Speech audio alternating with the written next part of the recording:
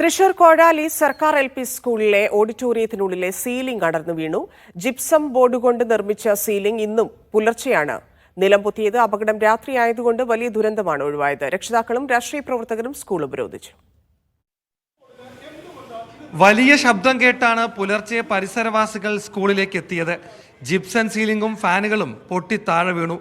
50 ലക്ഷത്തോളം രൂപ ചെലവിട്ട് 2 വർഷം മുമ്പാണ് കോസ്റ്റ്ഫോർഡ് കെട്ടിടം നിർമ്മിച്ചത്. എനിക്ക് പിറകിൽ കാണുന്ന ഈ ഓഡിറ്റോറിയത്തിലാണ് സാധാരണ കുട്ടികൾ ഒത്തുചേരുക.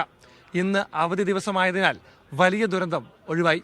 സംഭവത്തിൽ പ്രതിഷേധിച്ച് രക്ഷിതാക്കളും കോൺഗ്രസ് BJP പ്രവർത്തകരും പ്രതിഷേധ മാർച്ചുമായി സ്കൂളിലെത്തി.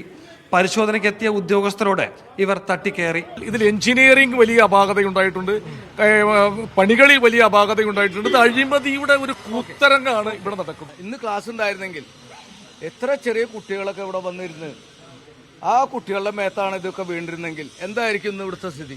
തുടർച്ചയായ മഴ മൂലം ജിപ്സത്തിനുണ്ടായ ബലക്ഷയമാവാം അപകടത്തിന് കാരണം എന്നാണ് പ്രൊജക്ട് ഡയറക്ടറുടെ വിശദീകരണം.